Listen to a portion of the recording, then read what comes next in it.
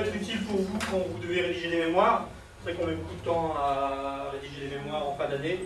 Donc là, c'est un exemple simple, c'est sur un petit article de 4200 caractères. Donc je prends en fait, je mets une branche ressources où je colle toutes mes ressources que je trouve sur Internet par rapport à ma thématique. Donc là, c'est par exemple un article sur FreeMind. Ensuite, voilà, je vais voilà. Donc là, il y a la structure de mon document. Donc on me demande de faire un article avec un titre, un chapeau, un corps, une rubrique à retenir, une rubrique référence, et puis mon nom. Donc vous allez voir dans les branches, on va pouvoir mettre du texte. Donc je vais afficher la barre des notes. Tu peux zoomer hein, pour qu'on voit un peu plus loin. Essaye de zoomer. Là j'ai essayé le zoom, mon truc, mais...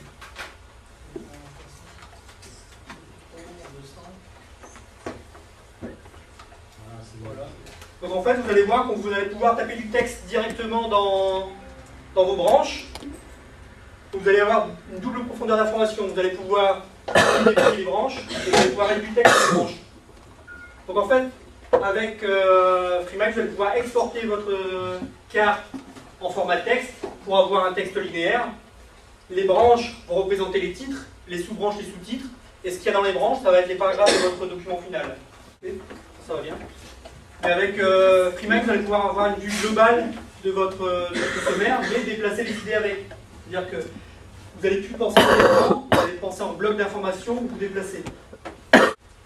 Et donc ensuite, ce qui est génial dans FreeMind, c'est que vous allez pouvoir exporter cette carte, mais en format texte. Parce que c'est vrai que les profs demandent toujours un format texte, donc vous allez pouvoir l'exporter très facilement avec OpenOffice Writer, hein, qui est l'équivalent de Word. Là, hop, je vais mettre dedans.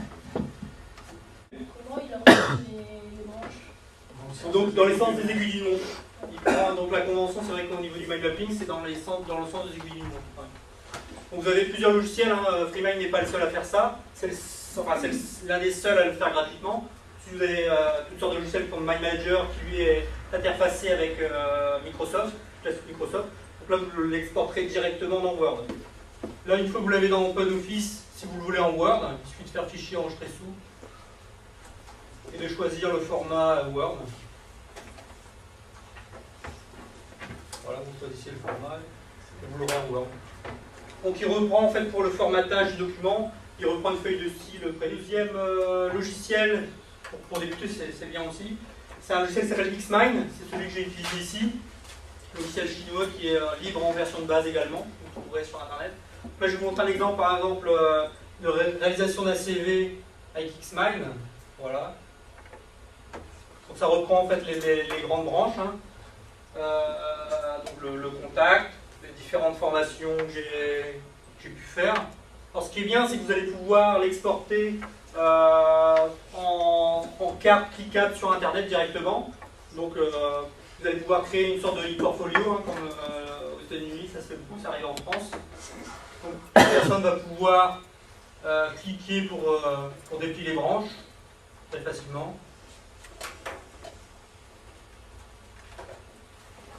On reprend comme un CV classique, sauf qu'on le fait en forme de carte. Donc bien sûr, vous allez pouvoir, tout dépend en fait le secteur, ça peut surprendre les recruteurs, donc vous allez pouvoir vous différencier.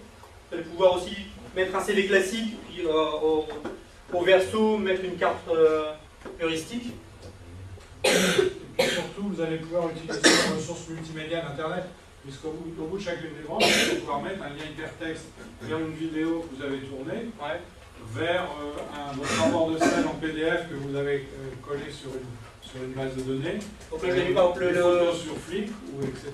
Le lien vers le site de la ville que j'ai réalisé. Donc en fait, vous allez pouvoir vraiment faire un CV multimédia ou avec une vidéo derrière, des choses comme ça, et vous démarquer un peu avec une approche un peu originale. Est-ce qu'il y a des questions par rapport à ça, ouais? Est-ce que Xmind et FreeMind permettent de faire des présentations dynamiques comme nous avons déjà vu? Automatique, non. C'est-à-dire qu'on doit le faire à la main. Il n'y a pas de présentation automatique comme sur ImindMap. Le premier, c'est ImindMap, qui est un logiciel payant fait par Tony Buzan, le créateur d'ImindMap. En fait, la différence beaucoup entre les logiciels gratuits et payants, ça va se situer au niveau du filtrage. Donc Xmind, c'est bien pour débuter, pour faire des présentations, parce qu'il est très simple, il est beau, il est ergonomique. Par contre, tout ce qui est export texte, il ne le fait pas très bien. Tout ce qui est filtre, il ne le fait pas très bien. FreeMind est un peu moins joli, un peu moins ergonomique à utiliser. Par contre, il est très puissant au niveau des filtres. Vous allez pouvoir, si vous avez de l'imagination, faire une multitude de filtres. Et ensuite, si vous êtes en entreprise ou qui est full Microsoft, ça va être un produit souvent qui s'appelle MindManager, qui est payant, mais qui est totalement interfacé avec la suite Microsoft. Vous allez pouvoir exporter directement dans Word, dans PowerPoint, couplé avec Microsoft Project également, avec Outlook. Vous allez pouvoir tout gérer à partir de là. Par contre, c'est un peu plus cher, du 200 € la licence de poste. Sinon, vous avez aussi MindView. Alors MindView a un intérêt pour les ingénieurs du texte, c'est que vous pouvez exporter directement en diagramme de Gantt automatique. C'est-à-dire que vous allez faire vos débuts et fins d'action, les ressources, tout ce qui est attaché à chacune des actions. Automatiquement, je peux vous le montrer, je vais sur mon ordinateur, tu l'as pas quoi? Non. Je le montrerai. Et par contre, c'est vrai qu'avec FreeMind, on peut aussi, avec Gantt Project, on peut exporter en Gantt, pour ceux qui aiment bien les Gantt.